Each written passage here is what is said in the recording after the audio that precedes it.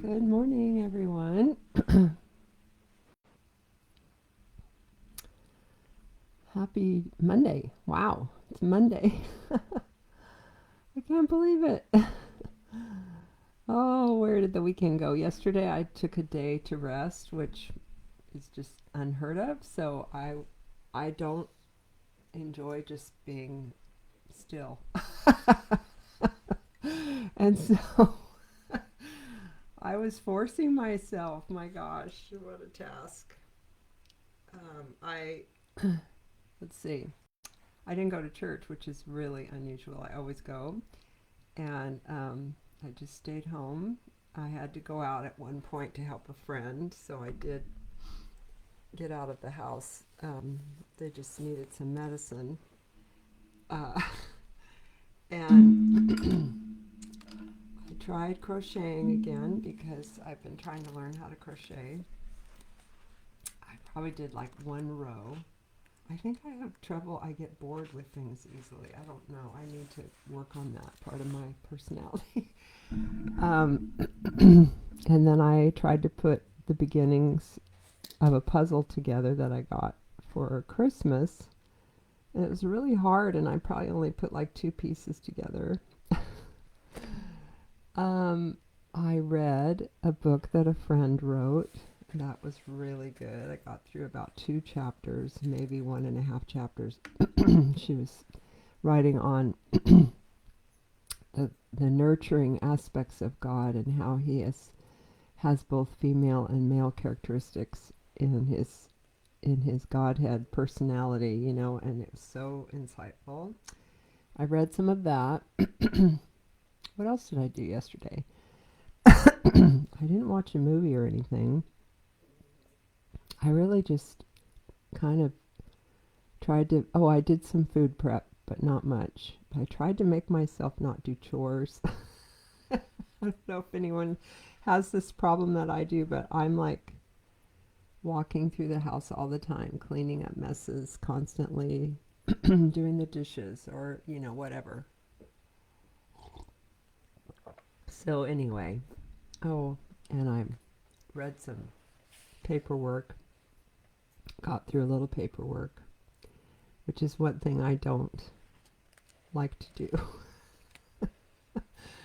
Hi, yes, hi, Lori, hi, Amy. My friend's book. I will try to get you the name of that. It is really good. Okay, so today we're in Nahum 3, and it's page 267. And this is called The Destruction of Nineveh. Doomed is the city of bloodshed, embodiment of treachery and thievery, where the murdering never stops. Listen to the crack of the whip, the rumble of the chariot wheels, the thunder of horses' hooves, and charging chariots, horsemen advancing, gleaming swords and glistening spears, hosts of slain, heaps of corpses, dead bodies too many to count. People stumble over the carcasses. Wow. This is because you lustfully lured the nations like a wanton whore. You acted so gracefully, yet you are a mistress of witchcraft. I'm sorry, but I just have to stop here for a second because I get my panties in a bunch when people speak so outspokenly. And I'm just getting corrected here by the Lord as He's saying, see, I've told my prophets to be really forthright here, and you need to get over that. So I'm just kind of laughing internally at myself. You sold entire nations into the sex trade, which, wow, that is horrible. And bewitched whole families into slavery. Behold, Yahweh, commander of angel armies, declares to you, I am your enemy. I will lift up your skirt over your face, and I will make nations gawk at your nakedness, and kingdoms at your shame. I will pelt you with filth and make you an object of scorn, and will treat you with contempt. And all who look at you will turn their backs on you and say, poor Nineveh is a pile of rubble. Who will grieve for you? Who will have sympathy for you? Are you any better than Thebes, which once sat by the Nile, surrounded by water, her moat or defense a mighty river? Ethiopia and Egypt were her endless strength. Somalia and Libya were her helpful allies. Yet the people of Thebes became exiles and were carried off into captivity. Their infants were dashed to pieces on every street corner. They cast lots for her honored men. All the best and brightest were bound in chains and taken captive. You will fall into a drunken stupor and will go into hiding and seek refuge from the enemy. And then there's another section here called Assyria will crumble. But before we get to that, let's just look at the notes here in this first section in chapter 3. The destruction of Nineveh. This whole book is addressing the tragedy of violent oppression and human suffering.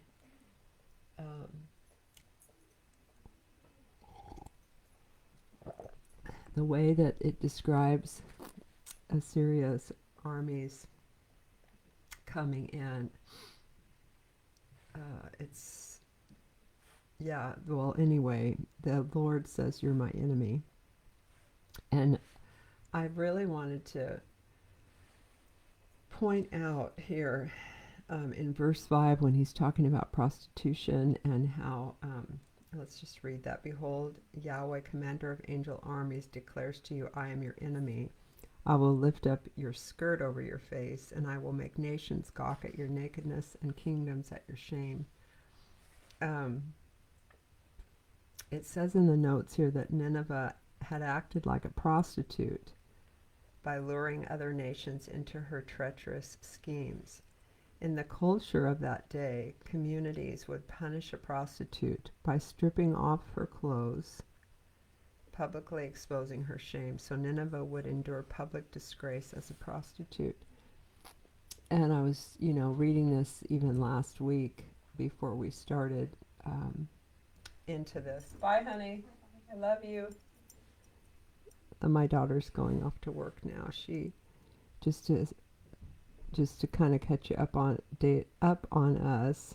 She's now full-time at her IT job. So she had 2 jobs, and she used to get up really early, and I would get up early with her to go in at 6:15, 6:20. She would leave the house, and now this is her first day to go into her IT job for the 8-hour work shift, and I think she will be leaving around this time every morning, right when I'm on with you guys. But we both don't have to wake up as early, which is nice. Anyway, they exposed people back then who were caught in prostitution. The thing is, though, they were being lured into prostitution. They were being so mistreated. They really had no recourse. They just had nothing, no way to pay for anything. And they were led into slavery like this and into trafficking. And, God says you sold entire nations into the sex trade. You bewitched whole families into slavery. And he's just going to expose it all. And it's really, I think what I was going to say before I got interrupted with her leaving is that God is a God of mercy. In fact, I wrote down here that his goodness and his justice compel him to bring the downfall of oppressive nations. So he's so kind and he's so good and he's so just that he's going to do whatever it takes to bring, he only will allow this kind of adversity to go for so long, and then he brings things back into peace and normalcy because he knows that it's wrong what's happening. And so he's saying that Nineveh is going to endure public disgrace like as a prostitute would. And everyone's going to know that God is basically judging Nineveh. And all right, so then over on page 269, they talk about in verse 8 the city of Thebes. And Thebes, it says, is the Greek name for the Egyptian capital. It was once considered the greatest city of the ancient world. Wow. And it's situated on the Nile River, so they could grow their crops, and that made them flourish. About 400 miles south of Egypt's present capital, which is Cairo. And I wanted to look this up. In fact, I will right now. That it says here that the ruins, which are massive, of Thebes can still be seen. And they are at Karnak and Luxor. Let me just see what it says here. The ruins of Thebes are located in the modern city of Luxor, Egypt. Thebes was the capital of ancient Egypt and one of the world's greatest cities. The ruins include temples, tombs, and other structures that are a major tourist attraction. Okay, so it just seems almost impossible to believe here, but hopefully you can see that. That is what is standing there near Cairo, where you can go if you want to go to Egypt and see this. You can see these ruins. My goodness. I mean, I don't know if you can see this, but look at those columns. And there's writing on the columns.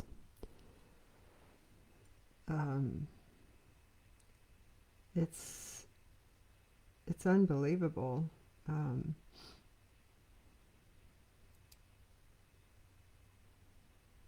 Yeah. How can this still be there is what I want to know. How is this preserved all these years? Wow, incredible. Has anybody ever gone there before that you know, or have any of you gone there? So anyway, that is massive and incredible. The people of Thebes, though, became exiles and were carried off into captivities. It says here their infants were dashed to pieces on every street corner. Oh, wow, what would it be like to do intercession there, to pray into that area? Wow.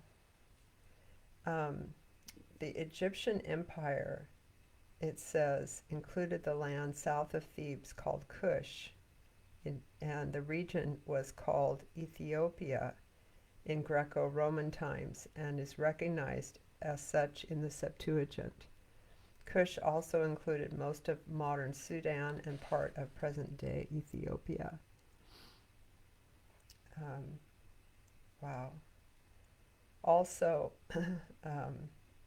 in verse 9, where it says Libya, Somalia and Libya were her helpful allies. Most scholars believe that Put, or P-H-U-T, that was the third son of Ham. The third son of Ham was a region located along the African coast at the southern end of the Red Sea that would have included portions of modern-day Libya and Somalia. That's why they put that in the text there. All right, so now we're on page 270, and it says, lastly, Assyria will crumble. All your fortified cities are like fig trees with first ripe figs. Shake the tree, and they fall right into the open mouth of the eater. Behold, all who remain in the midst of your cities are the women. The borders of your land are wide open to your enemies. Fire will devour your fortresses. Go ahead and draw plenty of water and prepare for the siege. Strengthen your defenses. Get mud, trample the clay, make more bricks. Yet the fire will devour you there. You will be slaughtered by the sword. It will consume you like locusts. You multiplied like hopping locusts and like swarming grasshoppers. Your merchants multiplied until they were more than the stars in the sky. Like locusts, they stripped the land, spread their wings, and flew away. Your officials were as numerous as grasshoppers, your scribes like a swarm of locusts. On a cold day they settle on the stone fences. But when the sun appears, they abandon you and fly away. No one knows where they are. Emperor of Assyria, your shepherds slumber. Your nobles nod off to sleep soundly. All your people are like sheep scattered on the mountains, with no one to bring them home. There's no remedy for your injuries. Your wound is fatal. All who hear the news about you applaud for joy over your downfall, for whoever was untouched by your endless evil. Wow. God is just telling us through this book of Nahum that he won't allow this endless evil to continue. He will put a stop to it.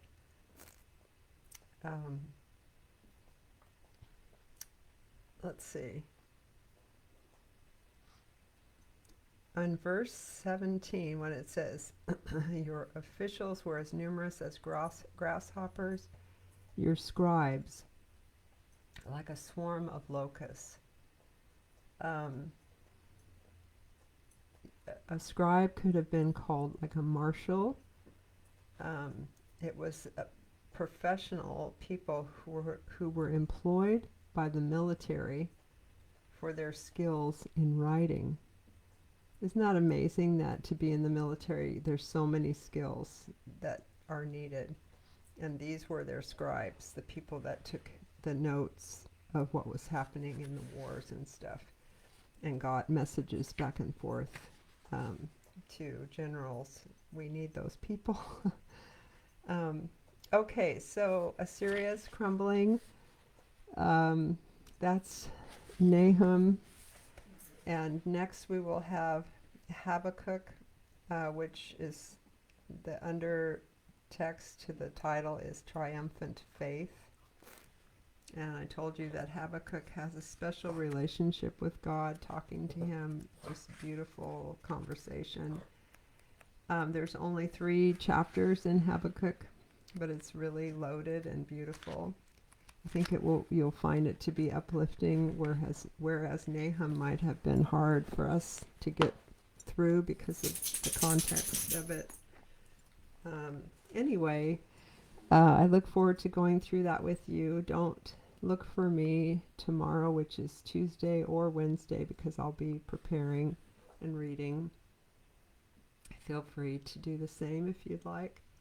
And then I'll see you probably Thursday morning, most likely, to begin Habakkuk. All right, I love you guys. Have a great day. Blessings, whatever you're doing. All right, bye-bye.